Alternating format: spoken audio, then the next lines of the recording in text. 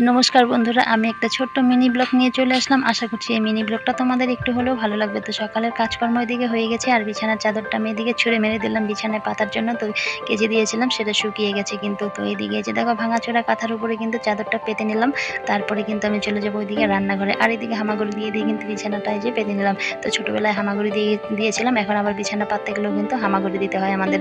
তো এদিকে যে বিছানাটা পাতা কমপ্লিট, তারপরে চলে আসলাম রান্নাঘরে। আর এনেছিল ছোট্ট ছোট্ট ইলিশ মাছ, আর সেগুলোকেই মা একদম টুকরা করে রেখে দিয়েছে। সেগুলোকে দুটো পদ করব, আবার কালকের কিছু মাছ রয়েছে সেটা দিয়ে পদ করব, তারপরে আবার কিছু মাছ রেখেও দেবো। তারপরে আমি লঙ্কাগুলো ফাটাতে চলে আসলাম। তো আজকে কোনো বাটাবাটি করবো না, শুধু জিরেটা বেটে নেব। তো এদিকে রান্নার ফাইনাল লুকটা দেখো, মাছের ঝোল হয়ে গেছে এদিকে। আর হচ্ছে এদিকে যে কচু শাক দিয়ে মাছ, আবার এদিকে ভাতটা হয়ে গেছে, আর একটু সবজি হয়ে গেছে। তারপরে এদিকে আমি লেবু আর শশা কেটে নিয়েছি, আর মেয়ের জন্য ওইদিকে একটু, মেয়ে স্কুল থেকে এসে যাবে, ওর জন্য একটু লেবু জল বানিয়ে রাখলাম। তাহলে আজকের মিনি ব্লগটা এখানে শেষ করছি। টাটা বাই, দেখা হচ্ছে পরের কোনো ব্লগে।